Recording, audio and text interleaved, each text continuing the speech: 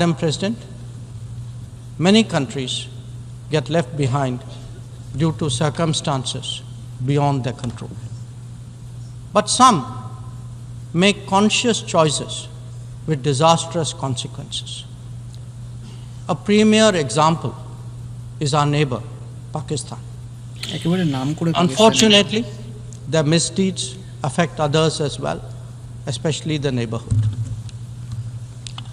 When this polity instills such fanaticism among its people, its GDP can only be measured in terms of radicalization and its exports in the form of terrorism. Today, we see the ills it sought to visit on others consume its own society. It can't blame the world. This is only karma. Madam President, a dysfunctional nation coveting the lands of others must be exposed and must be countered. We heard some bizarre assertions from it at this very forum yesterday. So let me make India's position perfectly clear.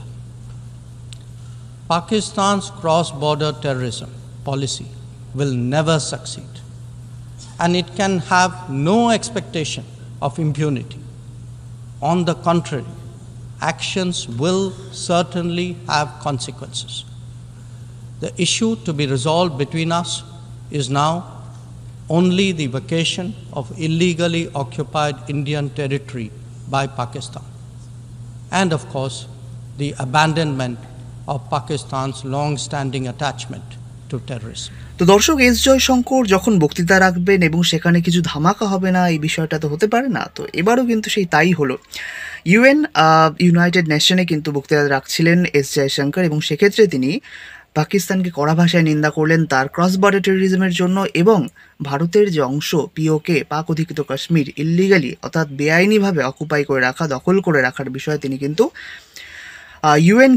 ইউএনের সমস্ত কান্ট্রিগুলোকে সেই বিষয়টার দিকে নজর রাখতে বললেন। তো এক্ষেত্রে আপনাদের বলে রাখি যে এই পিওকে বা পাক অধিকৃত কাশ্মীর, যেটা 1947 সালে ভারত যখন স্বাধীন হয় বা পাকিস্তান যখন ভাগ হয়, সেই সময় কিন্তু এই এলাকাটা অর্থাৎ জম্মু কাশ্মীরের রাজা ছিলেন হরি সিং। তাকে বলা হয়েছিল যে ভারতে যোগ দেবেন না পাকিস্তানে যোগ দেবেন, এক্ষেত্রে তিনি কিন্তু স্বাধীনভাবে থাকতে চেয়েছিলেন। কিন্তু সমস্যা হয়, এরপরেই কিন্তু উপজাতিরা এই এলাকায় আক্রমণ করে, এবং সমস্যায় পড়ে অবশেষে তিনি কিন্তু অর্থাৎ মহারাজা হরি সিং কিন্তু ভারতের তৎকালীন যিনি গভর্নর ছিলেন লর্ড মাউন্ট ব্যাটেন তার কাছে আসেন, এবং সেক্ষেত্রে তিনি বলেন যে জম্মু কাশ্মীরের প্রতি জম্মু কাশ্মীরে ভারতের অধিকার আগে। তো সেই জন্য তিনি ভারতের কাছে আসলেন এবং ভারতের কিন্তু ইনস্ট্রুমেন্ট অফ অ্যাক্সেশন ভারতের সাথে স্বাক্ষর করলেন, যেটা 26 অক্টোবর 1947 ছিল, এবং এই ইনস্ট্রুমেন্ট অফ অ্যাক্সেশন এর মাধ্যমে কিন্তু কাশ্মীরকে ভারতের অন্তর্ভুক্ত করা হয়েছিল। কিন্তু এই বিষয়টার পর দেখা যাচ্ছে যে কাশ্মীরের বেশ কিছু মানুষ এবং সমস্ত পাকিস্তান তারা কিন্তু এই বিষয়টা ভালো চোখে দেখেনি, এবং তারা এটাকে বেআইনি বলে মনে করছিল। তো এই সূত্রে তারা কিন্তু সেই উপজাতিদের সাথে নিজেদের সৈন্য কিন্তু আস্তে আস্তে সৈন্য নিয়ে সেই এলাকা দখল করা শুরু করলো। এবং এক্ষেত্রে 26 অক্টোবর আপনারা জানেন যে ইনস্ট্রুমেন্ট অফ অ্যাক্সেশনের মাধ্যমে সমস্ত জম্মু কাশ্মীরকে ভারতে অন্তর্ভুক্ত করা হয়, এবং 27 অক্টোবর আমাদের যে শিখ ব্যাটালিয়ন তাদের কিন্তু নামানো হয়েছিল শ্রীনগরে। তো তারা আক্রমণ শুরু করলো, এবং সেই আক্রমণে কিন্তু দেখা যাচ্ছে যে যারা পাকিস্তানি সেনাবাহিনী যারা ছিল তারা পেছনে হাঁটতে শুরু করলো।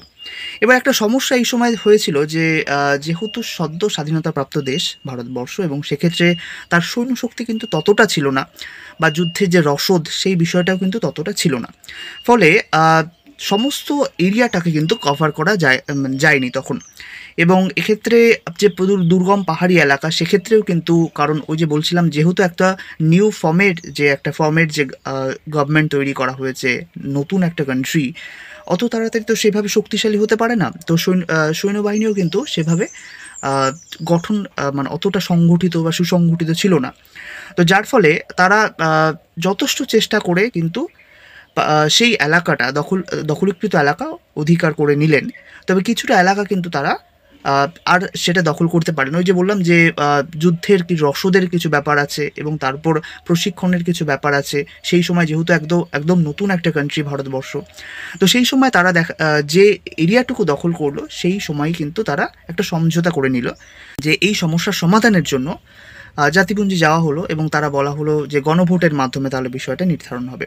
তো এক্ষেত্রে একটা শর্ত দেওয়া হয়েছিল, এই গণভোট যদি করা হয় তাহলে উভয় দেশকে অর্থাৎ ভারত এবং পাকিস্তানকে যেটুকু অংশ তারা দখল করে আছে বা যে অংশে তাদের সৈন্য রয়েছে সেই সব সৈন্যকে কিন্তু সরিয়ে দিতে হবে। এবং এই বিষয়টা তখন কিন্তু সম্ভব হয়নি। সুতরাং এই সমস্যাটা কিন্তু তখন থেকেই হয়ে যাচ্ছে। কোনো কান্ট্রি যেটা পাকিস্তান কিন্তু তার সৈন্যবাহিনী সরায়নি এবং যার ফলে কিন্তু ভারত তার সৈন্যবাহিনী সরায়নি। তো ভারত বরাবরই বলে আসছে সেখান থেকে তার সৈন্যবাহিনী সরিয়ে নেওয়ার জন্য, কিন্তু পাকিস্তান তা করছে না। এবার কিন্তু ভারত রীতিমতো অ্যাকশনে নেমে গেছে এবং যেটা কিন্তু ইউএনএ বিদেশমন্ত্রী এস জয়শঙ্করের বক্তব্যে স্পষ্ট উঠে এসেছে। কারণ যে বিষয়টা সেটা হচ্ছে আপনার মহারাজা হরি সিং তো সমস্ত জম্মু কাশ্মীরের রাজা ছিলেন, তো সুতরাং তার যে ইনস্ট্রুমেন্ট অফ অ্যাক্সেশন সেই অনুসারে সমস্ত জম্মু কাশ্মীরের ওপরই কিন্তু ভারতের অধিকারই রয়েছে। তো সেই সূত্র অনুসার বা সেই চুক্তি অনুসারে কিন্তু পিওকে পাক অধিকৃত কাশ্মীরও কিন্তু ভারতের অংশ। তো ভারত রীতিমতো এখন অ্যাকশনে চলে এসছে। এখন কিন্তু তার যে হারানো যে বা অদখলীকৃত যে এরিয়াটা রয়েছে, যেটা পাকিস্তান আর্মি বা পাকিস্তানের মদতপুষ্ট ব্যক্তিরা সেটা কিন্তু অকুপাই করে রেখেছে, সেটা কিন্তু এখন ভারতের মধ্যে আনার প্রচেষ্টা কিন্তু রীতিমতো শুরু হয়ে গেছে। তো বিষয়টি সম্পর্কে আপনাদের মতামত অবশ্যই কমেন্ট সেকশনে জানাবেন। আজকের মতো এই পর্যন্তই। জয় হিন্দ।